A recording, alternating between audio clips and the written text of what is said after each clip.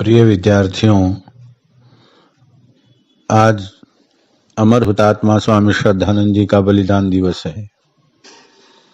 आज के ही दिन अमर हुतात्मा स्वामी श्रद्धानंद जी ने हिंदू धर्म की रक्षा के लिए अपने प्राणों की आहुति दी। हम सभी अमर हुतात्मा स्वामी श्रद्धानंद जी के विषय में कुछ जानकारी प्राप्त करेंगे। पाप कर्म में डूबे हुए, रास्ता भटके हुए किसी व्यक्ति का जीवन किसी महापुरुष के सत्संग से कैसे सुधर सकता है, यह हमें स्वामी श्रद्धानंद जी के जीवन से सीखना चाहिए। प्रिय विद्यार्थियों, स्वामी श्रद्धानंद जी का जन्म पंजाब प्रांत के जालंधर जिले के तलवन ग्राम में हुआ। राशि देख करके इनका नाम पुरोहित जी ने बृहस्पति रखा, जो बाद में बदल करके इनका नाम मुंशीराम हुआ। इनके पिता लाला नानक चंद जी उत्तर प्रदेश पुलिस में बहुत बड़े अधिकारी थे। रामचरितमानस का पाठ करना और अन्य धार्मिक पुस्तकों को पढ़ना इनके पिताजी को बहुत अच्छा लगता था। पुलिस में अधिकारी होने के कारण इनके पिता को घर से बाहर रहना पड़ता था। मुंशीराम की स्कूली शिक्षा बनारस में और कॉलेज की शिक्षा इलाहाबाद में हुई।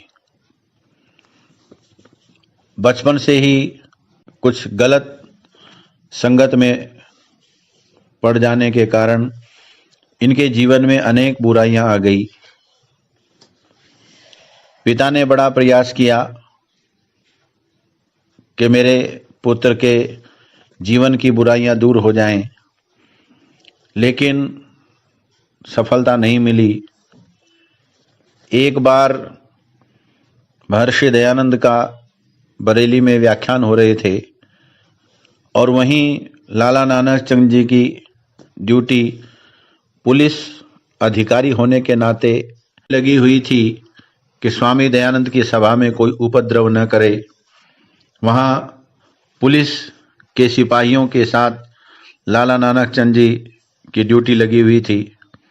जब लाला नानक चंद जी ने स्वामी दयानंद के व्याख्यान सुने तो उन्हें एक आशा जगी कि मेरे नास्तिक पुत्र को और बुराइयों में फंसे हुए पुत्र को स्वामी दयानंद का उपदेश सही कर सकता है।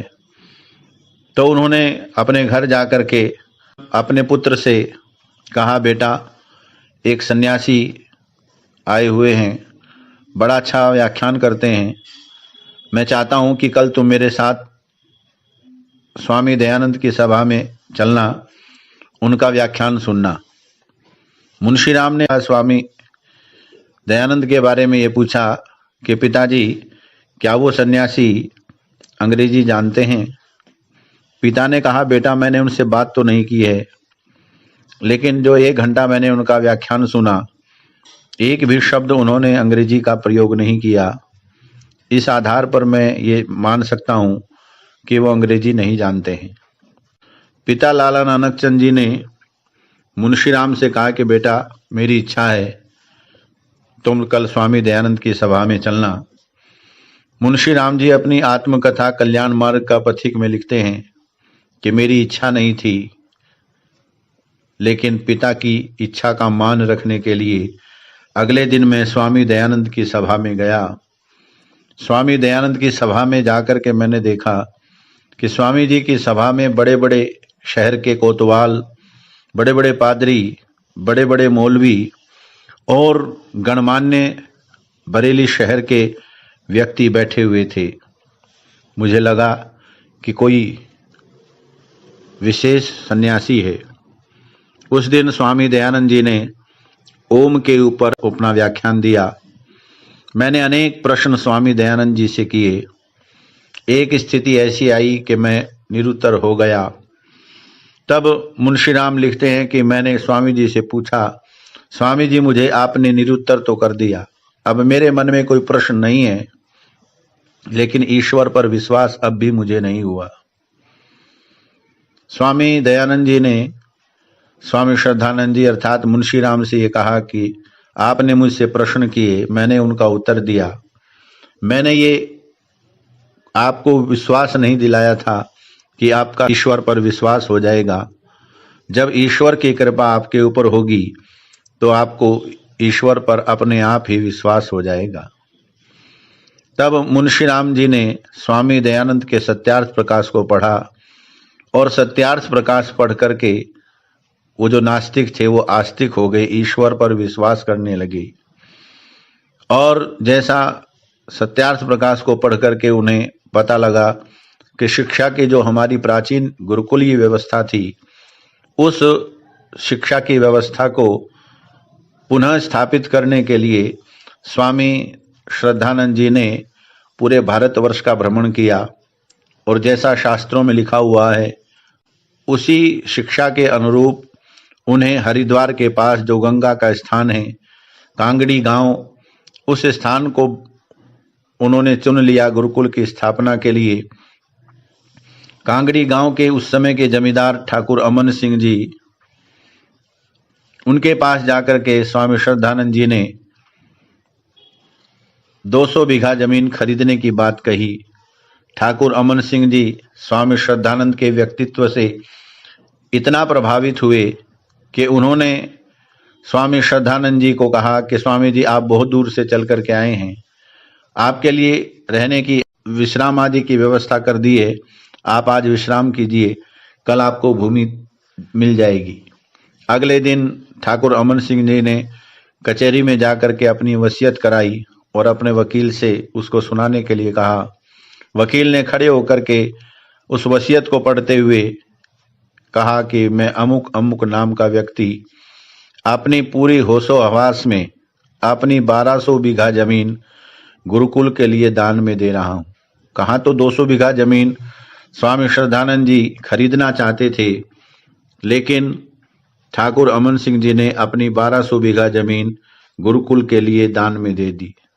तब 1902 में अमर हुतात्मा स्वामी श्रद्धानंद जी ने अपने दोनों पुत्र इंद्र और हरिश्चंद्र को लेकर के गुरुकुल की स्थापना की और गुरुकुल प्रारंभ हो गया।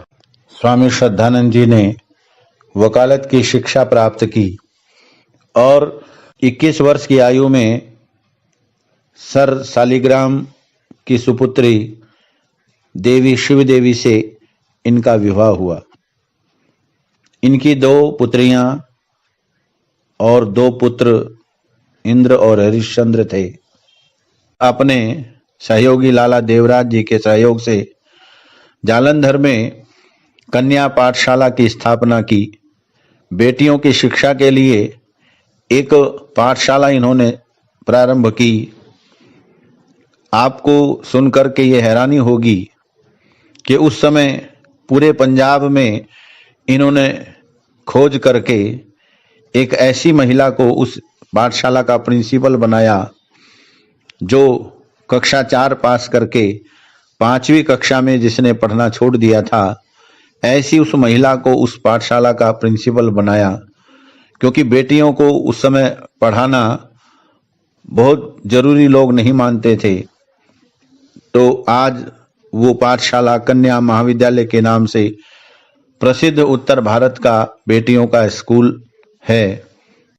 स्वामी दयानंद के सत्संग और सत्यार्थ प्रकाश के पढ़ने से इनके जीवन की धारा बदल गई।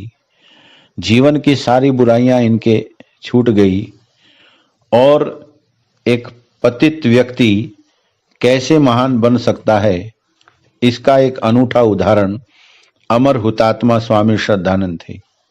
स्वामी श्रद्धानंद जी ने अपनी आत्मकथा कल्याण मार्ग का पथिक नाम से लिखी है, जिसको हमें अवश्य ही पढ़ना चाहिए।